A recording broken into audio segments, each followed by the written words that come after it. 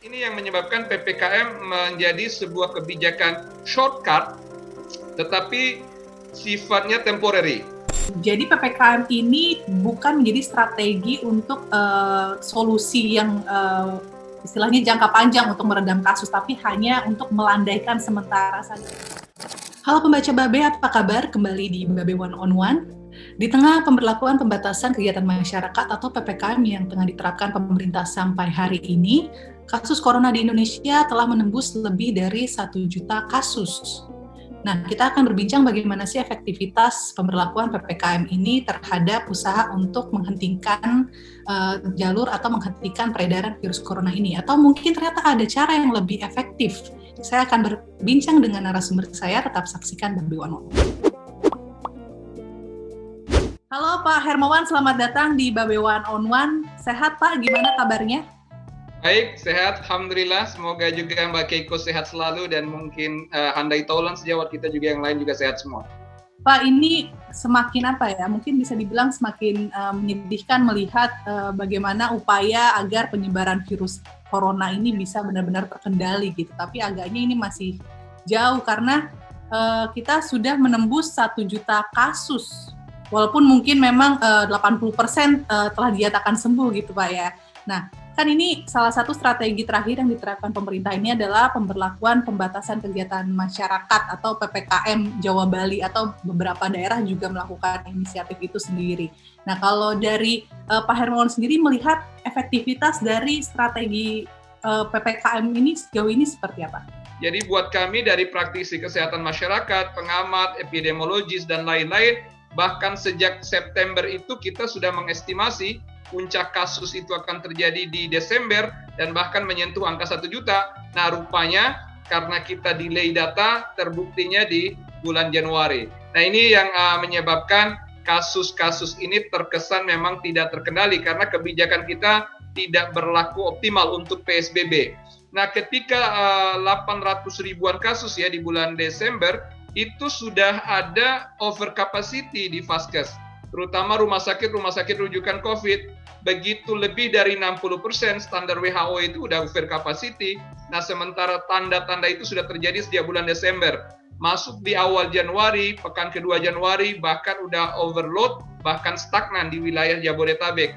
Jadi memang inisiasi PPKM itu berangkat dari argumen over capacity in healthcare. Nah, jadi karena di situ udah tidak mampu dirujuk, ruang ICU begitu sulit didapat, ruang isolasi sangat sulit, bahkan ruang-ruang isolasi mandiri pun sulit. Nah, jadi ini yang menyebabkan PPKM menjadi sebuah kebijakan shortcut, tetapi sifatnya temporary. Artinya semacam kebijakan yang kalau bisa kita sebut sporadis, hanya sementara untuk melandaikan kasus, tetapi tidak untuk memutus mata rantai COVID-19. Oke, jadi PPKM ini bukan menjadi strategi untuk solusi yang istilahnya jangka panjang untuk meredam kasus, tapi hanya untuk melandaikan sementara saja. Jadi bagaimana menurut Pak Hermawan terkait dengan strategi lanjutan yang dilakukan untuk memperpanjang masa PPKM ini? Apakah sudah tepat atau sebenarnya ada strategi yang lebih bagus lagi? Karena kalau kita bicara Jawa Bali, ini tidak ada lagi daerah itu yang relatif zero case ya, atau bahkan sekarang udah kalau kita ibarat zonasi yang kayak dulu itu udah merah semua gitu. Jadi artinya PPKM ini hanyalah seperti memberikan waktu sejenak untuk Vaskes untuk sedikit bernafas, namun ada kemungkinan lagi bahwa lonjakan kasus ini bakal semakin tinggi gitu ya Pak? That's correct. Kasus masih akan terus naik, terus meninggi bila begini saja kedisiplinan masyarakat kita, begini saja kebijakan kita, dan tidak ada sesuatu yang extraordinary dalam lingkup kebijakan kita. Apakah artinya semestinya PSBB nasional atau mungkin bahkan lockdown nasional ini harusnya lebih tepat untuk diberlakukan untuk kalau memang goals utamanya adalah untuk menghentikan penyebaran virus? Betul sekali. Ada 3 pilihan opsi kalau kita ingin memutus mata rantai atau mengendalikan kasus COVID ini di Indonesia. Pertama, opsi yang berani, dan ini punya konsekuensi ekonomi. PSBB skala nasional, lebih berani lockdown. Kalau di luar negeri tentu lockdown, tetapi karena kebijakan kita yang masih ada saat ini adalah PSBB, maka PSBB harus dilakukan secara kompak, menyeluruh, nasional, dan ini juga harus dipersiapkan dengan baik. Jadi tidak ujuk-ujuk, tidak tiba-tiba. Opsi yang kedua itu berkaitan dengan vaksin. Nah, vaksin itu memang bisa untuk meminimalisir resiko, bahkan memutus mata rantai COVID.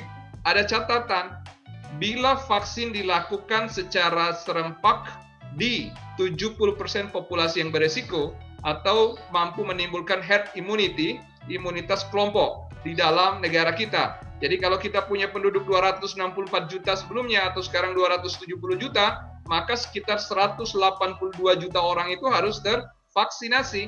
Opsi yang ketiga sebenarnya cukup murah, sumber daya tersedia, tetapi problemnya adalah willingness of our governance. Jadi kalau dikatakan upaya kesehatan masyarakat, orang cenderung hanya mengidentikan dengan protokol 3M atau 5M sekarang.